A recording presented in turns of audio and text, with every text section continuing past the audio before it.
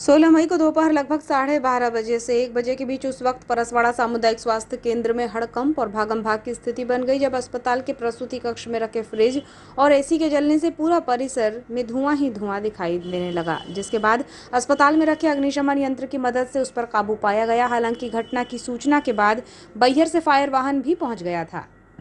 अस्पताल में आगजनी की सूचना के बाद तहसीलदार और पुलिस अमला भी अस्पताल पहुंचा और घटना की जानकारी ली। घटना की जानकारी के बाद सीएचएमओ डॉक्टर मनोज पांडेय ने भी अस्पताल का निरीक्षण किया। इस दौरान वह मीडिया के सवालों से बचते रहे और बीएमओ से घटना की जानकारी लेने की उन्होंने बात कही।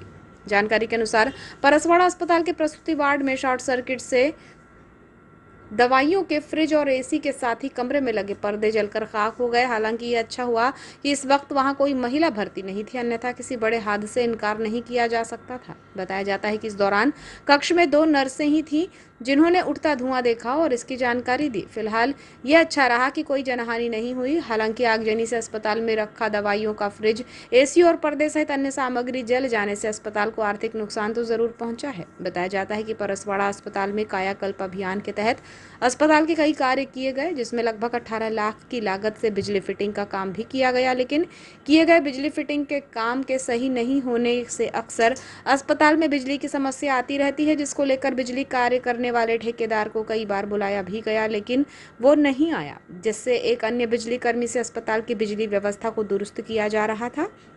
बताया जाता है कि घटना के दौरान भी अन्य स्थान पर काम चल रहा था। जानकारों की माने तो अस्पताल में बिजली कनेक्शन करने में कई खामियां हैं, लेकिन न तो स्वास्थ्य विभाग के वरिष्ठ अधिकारी और न ही अस्पताल प्रबंधन इस मामले में कोई सख्त कदम उठा पा रहा है, जिससे न केवल शासन की राशि का दुरुपयोग हुआ है, बल्कि अस्पताल में बिजली फिटिंग को लेकर एक बड़ी लापरवाही भी देखने को मिली है।